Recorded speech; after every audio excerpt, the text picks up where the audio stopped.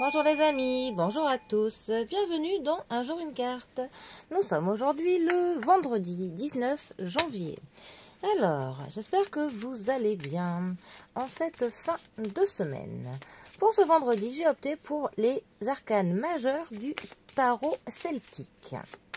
Alors, voyons voir ce que les croyances celtes ont à nous annoncer pour ce vendredi. Tellement de belles choses dans la culture celtique, d'ailleurs. Alors, voyons voir. Nous avons le magicien, aussi appelé le battleur, qui est accompagné de la carte de la mort, aussi appelée arcane sans nom. Alors, ce qui est assez marrant dans ce tirage, c'est qu'avec le battleur, on a tout ce qui est début, tout ce qui est commencement, début de cycle, premier pas. Avec la carte de la mort, on a des fins de cycle, des ruptures, des choses qui se terminent. Là, on commence quelque chose, là, on vient à bout de quelque chose. Bon, notre battleur. Le battleur, première arcane majeure du tarot. Le battleur peut nous parler de la jeunesse, ça peut nous parler du début, pour le coup, de quelque chose, de l'initiation, d'une prise de conscience, de l'action, du fait que l'on réalise le potentiel que l'on a et de la capacité à le manifester.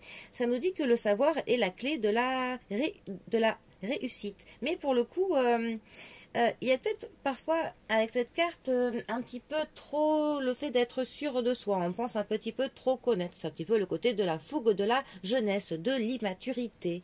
Mais en tout cas, avec cette carte, on se concentre sur ses objectifs. C'est clairement une carte qui nous fait savoir que si l'on a un projet, si on veut faire quelque chose, on a tous les éléments, tous les ingrédients pour réussir notre recette, en fait.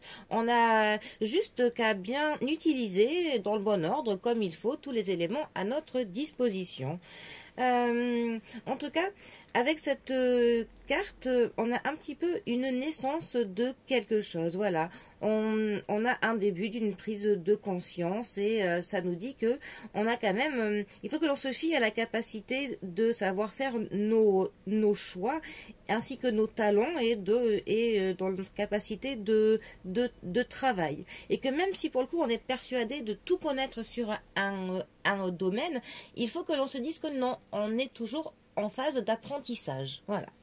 Ensuite, la carte de la mort, aussi appelée arcane sans nom dans le tarot de Marseille. Je pense qu'ils disent, ils devaient dire arcane sans nom pour ne pas trop traumatiser les gens quand la carte de la mort sortait. Alors, ça nous parle pour le coup de changement, de nouveaux commencements, de fin, de transformation.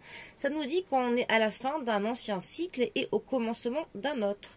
Il faut que l'on laisse aller le passé. Il ne faut pas craindre que l'on soit fidèle à soi-même, hein, à ce que l'on est, mais il faut prendre conscience qu'il faut qu'il y ait une porte qui se ferme pour qu'une autre s'ouvre. On est un petit peu à la croisée des chemins. Hein.